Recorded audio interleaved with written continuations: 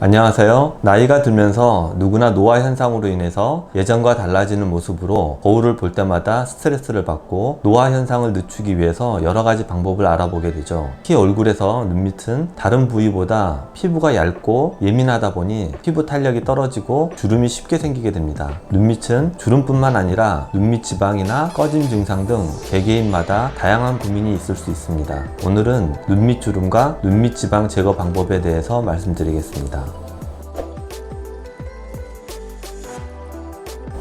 하안검이라고 하는 눈밑 부분에서 성형외과적으로 해결할 수 있는 부분은 눈밑 주름과 눈밑 지방입니다. 주름이 문제인 경우도 있고 지방이 문제인 경우도 있고 두 개가 동시에 문제인 경우가 있습니다. 눈밑 주름, 눈밑 지방 제거 방법은 환자분의 상태에 따라서 수술법이 달라져야 합니다. 그러므로 다른 미용 성형이 다 마찬가지겠지만 특히 눈밑은 전문의와의 자세한 상담이 필수입니다.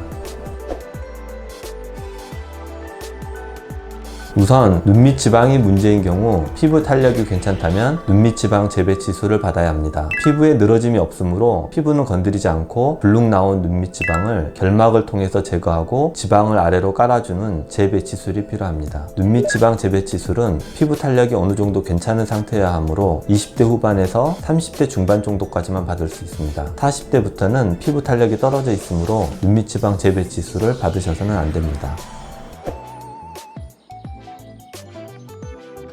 눈밑 주름이 문제인 경우는 하안검 수술을 통해서 늘어진 피부를 잘라내고 늘어진 근육을 박리해서 골막에 고정해야 합니다. 늘어진 피부를 과도하게 잘라낼 경우 눈이 뒤집히는 부작용이 생길 수 있습니다. 그리고 근육을 고정할 때에도 환자분의 눈 상태에 따라 이상적인 방향으로 당겨서 고정해야지 그렇지 않으면 눈이 사나워 보일 수 있습니다.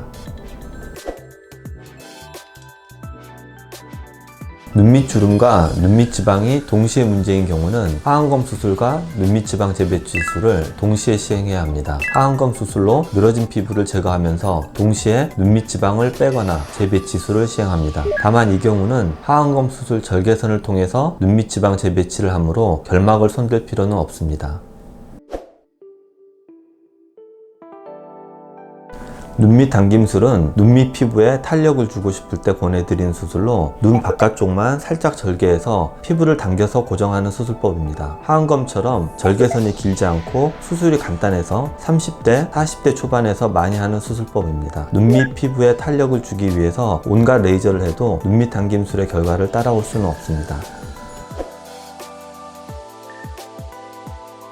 자신에게 맞는 수술법을 선택하지 않았을 때 생기는 대표적인 부작용은 눈밑 피부가 늘어진 상태에서 지방 재배치만 하게 되면 수술 후 눈밑 피부가 더 늘어져 보이게 됩니다. 사실 자신의 눈밑 피부가 늘어졌는지 안 늘어졌는지 본인이 잘 알고 있습니다. 늘어졌다고 생각하면 눈밑 지방 재배치 말고 하안검 수술을 해야지 그렇지 않으면 수술을 2번 할 수 있습니다.